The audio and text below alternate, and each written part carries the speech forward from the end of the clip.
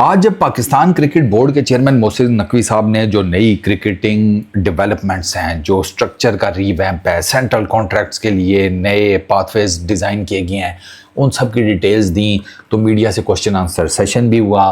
तो उस सेशन में ना आके भाई से एक सवाल किया गया कि कोई टाइम फ्रेम बता देंगे आप हमें कि ये जो आप करने लगे हैं ये सब कुछ, ये कितने टाइम फ्रेम बाद हमारी क्रिकेट को बेहतर होनी शुरू हो जाएगी। अभी तो मंजी कूट देते हैं ना टीमें बड़े इवेंट्स में, छोटे बायलैटरल में तो कर लेते हैं, लेकिन जैसे बड़े इवेंट में जाते हैं तो वहाँ जाके वो कार्ड टोटल पता लग जाती है।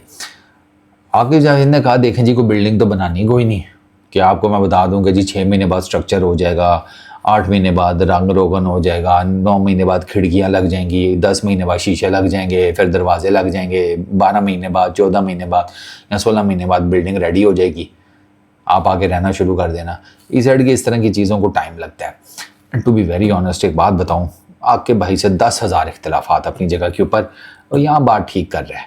ये फंडामेंटल चेंजेस हैं आप जो करने जा रहे हैं, फंडामेंटल चेंजेस। सबसे पहले तो आपको अपने प्लेयर्स की फिटनेस ठीक करनी है। जावेद मुगल साहब का पता नहीं लोग, उनका जो सवाल था वो जवाब था, उस पर किसी ने कान ही नहीं धरे भाई साहब। उन्होंने साफ कहा है कि जहाँ पर, अब वो पढ़ा लिखा आदमी है ना, तो उसने कहा कि जहाँ पर हम अपने प्लेयर्स की फिटनेस देखना चाहते हैं वहाँ पर नहीं है वो। उनसे पूछा था कि, उनसे भी साफ़ी ने पूछा ना कि फ़िटनेस की क्या परसेंटेज है, तो उन्होंने कहा यार जहाँ पर होनी चाहिए वहाँ पर नहीं है, लेकिन हम काम कर रहे हैं, माजी के किस्सों को क्या छेड़ना। तो ये फिट ही नहीं है सर, पहले इनकी फिटनेस ठीक करनी पड़ेगी, फिर इनको सेग्रीगेट करना पड़ेगा। अभी जब इनकी सेग्रीगेशन होगी, जो उस टाइम बैन डालने वालियाँ सामने आएंगी, आप वो सोचें। और एक ने तो डालना शुरू भी कर दिया, हाय अल्लाह बाबर आजम को निकाल रहे हैं T20 से, ये सब कुछ उस वजह से हो रहा है।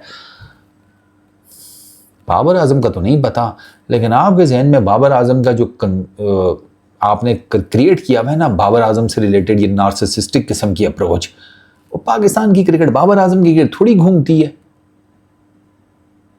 बाबर आजम को निकालने का फार्मूला समझ नहीं आती यार मुझे। ये चीज़ें जो हैं, आपने फिटनेस अपने प्लेयर्स की ठीक करनी है, आपने उनको सेग्रीगेट करना है। आपने बांग्लादेश में अपने बैटर्स की शॉट्स देखी थी, उस पर कोई नहीं बोलता। मैं बोल पिट गया हूं कि ये इनके T20 खेलने के असरात यहां पे जाहिर हो रहे हैं। सऊद शकील ने जब से T20 में कप्तानी शुरू की है, आप उसकी जाकर बैटिंग एवरेजेस देखें, जो आप कहते हैं कि हमारी टीम का बेस्ट टेस्ट बैटर्स में से एक है, और 30 के 32 के ऊपर अगर उसकी बैटिंग एवरेज गिरी है, उससे पहले वो था 50 समथिंग पे, उसका डाउनफॉल आ गया भाई ये T20 के चक्कर में। सलमान अली आगा को देखे, बाहर जाती भी गेंदों को छेड़ है, रिजवान बाहर जाती भी गेंदों को छेड़ है। 94 के ऊपर या 95 जितने भी रिजवान भी ने वो किए थे दूसरे टेस्ट में, शॉट देखी थी, वो टेस्ट मैच शॉट है, वो T20 शॉट है। इनकी सबकी T20 शॉट्स थी जिन पर ये आउट हुए हैं सारे। बाउंसर नहीं इनसे खेले जा रहे थे, शॉर्ट बॉल इनसे नहीं खेली जा रही थी विद पेस। तो ये तो इनके मसाइल हैं, वो आपको नजर नहीं आ रहा। आपको अपनी टेस्ट टीम अलग करनी पड़ेगी, और वो ठीक किया आपने कि टेस्ट ODIs का एक अलग, जिसे कहते हैं पाथवे, रेड बॉल क्रिकेट का बिल्कुल एक अलग पाथवे, T20 का हिसाब किताब आपने डिफरेंट किया है, ODI T20 का डिफरेंट कर लिया है, T20 फ्रेंचाइज क्रिकेट का डिफरेंट कर लिया है। अब आपको ये भी देखना है इसमें से कि आपने NOCs कितने देने हैं पर ईयर के लिए। जिन्होंने सिर्फ पाकिस्तान के लिए T20 इंटरनेशनल्स और फ्रेंचाइज वाला जो पाथवे है, उसमें जो T20 इंटरनेशनल्स खेलने वाले आपके प्लेयर्स होंगे, आपने उनको NOCs कितने देने हैं बाहर की लीग्स के। पहले तो आप 2 देते हैं ना, ज़्यादा करेंगे या कम करेंगे, आपने वो भी चीज़ें चेक करनी है। आपने अपनी रेड बॉल का पूरा सेटअप ठीक करना है। आपने अपनी ये अभी तो आपको फिटनेस ठीक करनी है, प्लेयर्स की सेग्रीगेशन करनी है, फिर उसके सेंट्रल कॉन्ट्रैक्ट्स करने हैं, फिर उसमें जो यब्बे निकलेंगी वो ठीक करनी है, मीडिया वालों की बातें सुननी है, सो एंड सो ऑन। तो वो बात सही है कि आई एम सीरियसली, आपको ये थोड़ा टाइम चाहिए, आपको टाइम लगेगा ये सारा कुछ इम्प्लीमेंट करने में। और पहले आप इम्प्लीमेंट करेंगे, फिर उसके बाद करके फिर आपको कहीं जाकर रिजल्ट मिलेंगे। ये कोई जिसे कहते हैं भाई, वो जिसे वो मम्मी का हाथ का बना हुआ नाश्ता नहीं है कि जिसके बारे में आप श्योर हैं कि सुबह उठेंगे तो मम्मी नाश्ता बना देंगी ना। ये क्रिकेट की रीवैम्पिंग का काम है, इसमें टाइम लगेगा। किसी का मैंने आर्टिकल नहीं पढ़ा कि जो बताए कि यार ये डाटा से रिलेटेड क्या क्या चीज़ें हैं आपके माइंड में।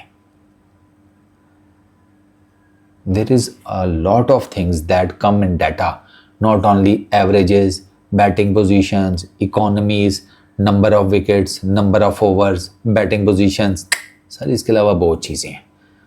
और वो सब कुछ पीसीबी को तैयार करना पड़ेगा, हर प्लेयर का डाटा, डोमेस्टिक में भी इंटरनेशनल में भी, अगर आप आगे बढ़ना चाहते हैं तो ये एक अच्छा खासा काम है। और इसके लिए you need qualified people. I really don't think so Aqib भाई के बस का रोग है ये। और अगर आकिब भाई करना चाहते हैं तो आकिब भाई को अपने साथ कुछ लोग मिलाने पड़ेंगे, वरना ऐसे नहीं हो पाएगा भाई, स्पेशली डाटा। वो बिलाल भाई को मैं देख रहा था, वो पहले डाटा के ही आदमी थे। बिलाल भाई को अपनी कोई टीम बना देनी चाहिए। बिलाल भाई बना लो। ऐसे बिलाल भाई को देख के बड़ा मज़ा आया था जाते जाते, तो मैं शुगल सुनाऊँ पूरी प्रेस कॉन्फ्रेंस में। बिलाल भाई जो है ना, वो ऐसे बैठे हुए थे जैसे वो किसी के वलीमे पे बैठे हुए हैं, और रोटी वाली जो टेबल नहीं होती, खाने वाली मेज़, उसके साथ ही बिलाल भाई की सीट है। बिलाल भाई अब लगे हुए सोच रहे हैं ये क्या है, खीर लग रही है, अरे वाह ये पीला पीला तो लगता है, खीर के साथ में कस्टर्ड भी है। बिलाल भाई के उस तरह के एक्सप्रेशन चल रहे थे वो लग रहा था कैलकुलेट कर रहे हैं अपने ज़हन में कि जितने की सलामी डाल रहा हूँ ये खाबा शाबे में वो सलामी पूरी हो जाएगी या नहीं। बिलाल भाई क्या कर रहे हैं यार आप। खैर चलो, इस वीडियो में इतना ही। Peace out.